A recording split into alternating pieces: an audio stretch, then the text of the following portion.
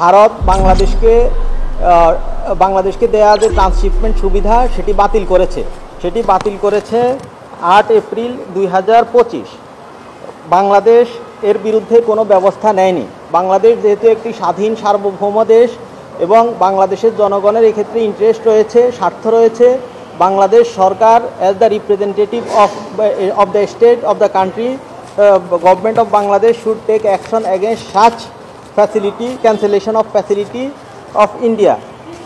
আমরা জানি 8 April 2025 India বাংলাদেশকে দেওয়া ট্রান্সশিপমেন্ট সুবিধা বাতিল করেছে, অথচ বাংলাদেশে ভারতের অনেকগুলো করিডোর, ট্রান্সশিপমেন্ট এবং ট্রানজিট সুবিধা বহাল রয়েছে এবং ভারত এই সুবিধাগুলো বহুদিন ধরে ভোগ করে আসছে।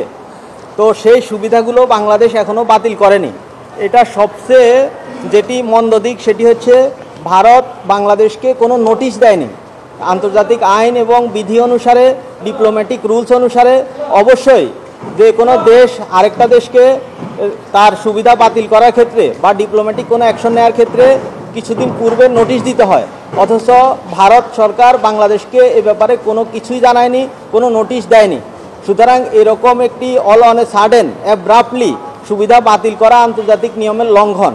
সুতরাং বাংলাদেশও যেহেতু এই ধরনের সুবিধা ভারতকে দিচ্ছে, এই সুবিধাগুলো বাংলাদেশ অতি সত্বর বাতিল করতে হবে এবং সেই বাতিল আরও আগেই করা দরকার ছিল, যেহেতু বাতিল করেনি সেজন্য আমি বাংলাদেশ সরকারকে আহ্বান জানিয়ে এই 7 দিনের সময় দিয়ে একটি লিগ্যাল নোটিশ দিয়েছি।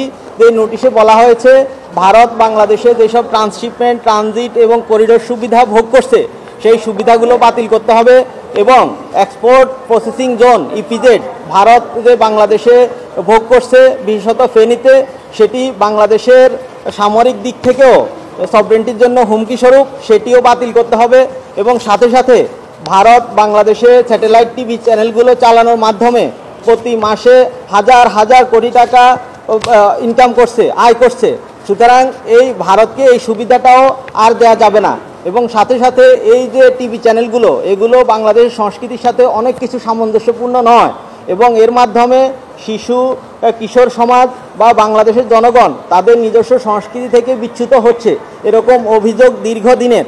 সুতরাং এখনই সেই স্যাটেলাইট টিভি চ্যানেলগুলো যেগুলো বাংলাদেশের জন্য ক্ষতিকর সেগুলোর সুবিধা ভারতকে বাতিল করতে হবে, বাংলাদেশকে অবশ্যই ভারতের এই সুবিধাটা বাতিল করতে হবে এবং এটা যদি অবিলম্বে না হয় তাহলে আমরা পরবর্তী আইনি পদক্ষেপ নেব।